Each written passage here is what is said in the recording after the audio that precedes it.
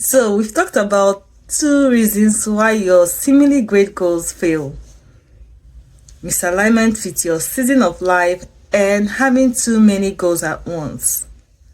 But there are still a few more reasons, those subtle ones that silently sabotage your progress even without making noise.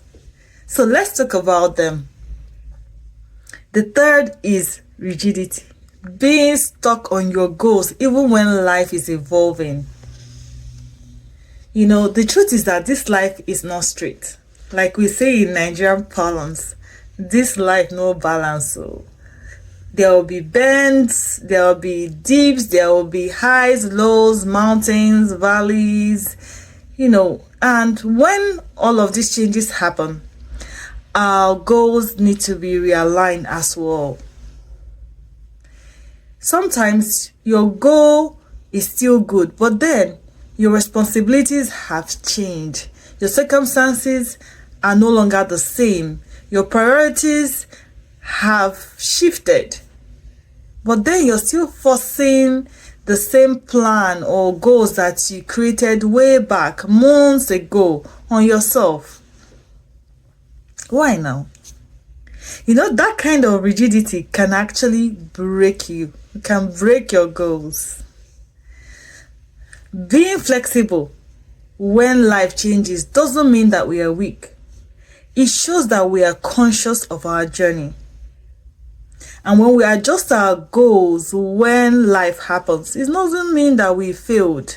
It actually means that you are wise enough to adapt your goals to your current realities.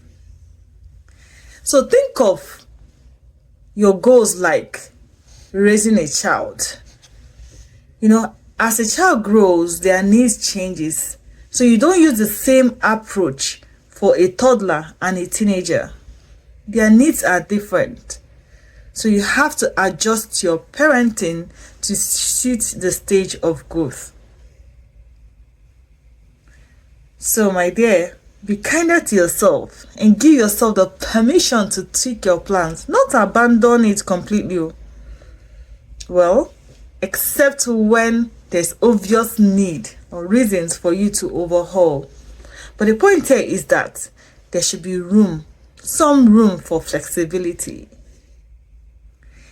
So now, the fourth reason. The fourth reason is when there's poor execution plan for the big goals. So now you set that big goal. Lose 20 kg in 6 months, write a book in 1 month, start a business this year, save 1 million this year. It all sounds great.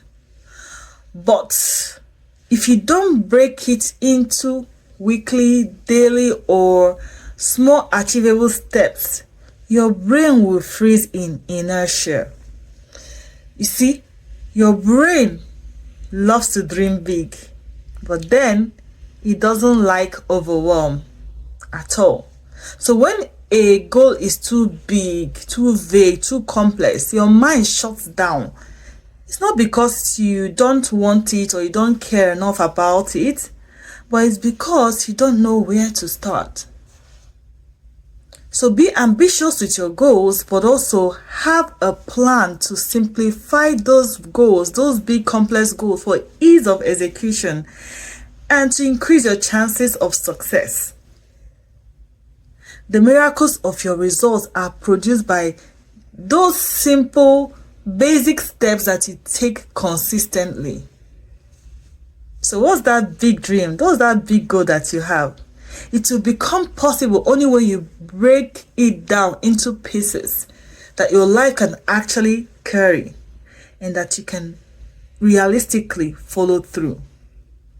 And that's what we do at the Accountability Furnace. We simplify those seemingly big goals, those ambitious goals that you have, into small actionable steps that you can take weekly to bring you closer to the results that you desire. Now let's recap.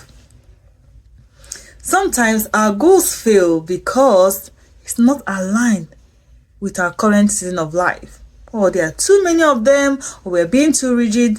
allowing no room for flexibility. Or those big and complex goals that we set, we haven't simplified enough for ease of follow through. But that's not all though. We will talk about a couple more in the next episode. Until then, stay accountable and keep your star shining brightly.